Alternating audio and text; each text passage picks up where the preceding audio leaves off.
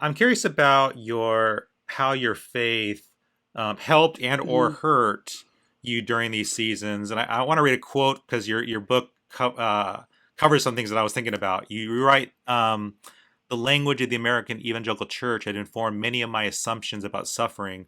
Everything happens for a reason, hmm right? God doesn't give you more than you can handle, right? Just pray that peace that passes all understanding will wash over your body from head to toe, mm, right? The presence of God will descend upon you like a dove from heaven, right? And you say, the problem was that peace and that presence sure didn't feel like I thought it would. yeah, yeah, yeah. Mike, to be honest with you, I feel like at first, kind of my faith, or at least where I was at, kind of on my own faith journey, hurt. Meaning it didn't make things easier for me, and it may have even made things worse at first, because I had this whole slew of expectations of kind of what suffering was supposed to be like for a Christian. So I thought that immediately I would find some sense of meaning in my suffering. I thought that there would be all kinds of redemptive purpose to my suffering that would become apparent to me from the get-go.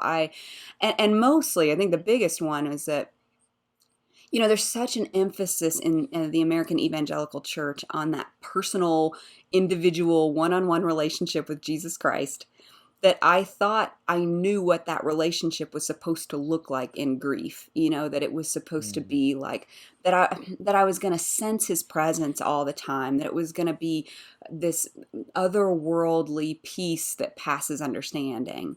And I mean, sure enough, it was a peace that passes understanding, because I didn't understand it at all. I didn't understand what I was feeling. I didn't understand why God felt so absent, why did I just it's strange. I tell people the thing that surprised me the most about grief was how uncomfortable it was.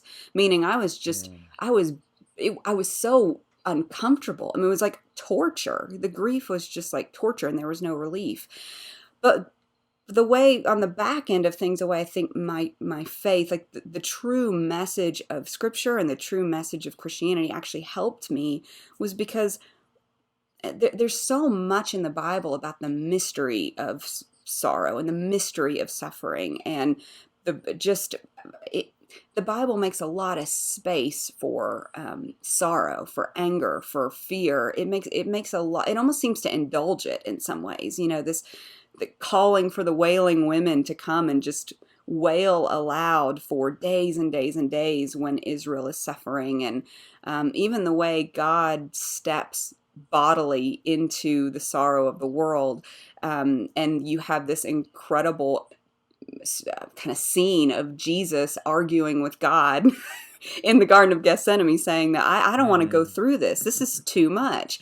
And just kind of the mystery of that, of like, why, how can God be good and all of these things still happen? And the Bible doesn't necessarily give an answer to that, but it does respond with God being present with us. And I think that to me is what kind of, in some ways, pulled me out of the darkness, to say all of these things that people promised me, the silver linings, the good feelings, the clarity on the purpose of everything, none of that is true, and none of that's going to happen. But God suffered death. My God subjected himself to death, to the worst form of suffering. God tells me I'm allowed to cry. God tells me I'm allowed to be angry. God tells me that the world is evil and broken, and this isn't how it's supposed to be. It's just so affirming of grief. And I think in the end, that's what kind of really reaffirmed my faith and made me mm. think this story is almost too unbelievable to be true. It speaks so much to our sorrow and so much to our loss, and I was completely barreled over by that. Hey, thank you so much for watching this video clip from the Delgado podcast. To get more videos just like this, simply subscribe here on YouTube. Take care.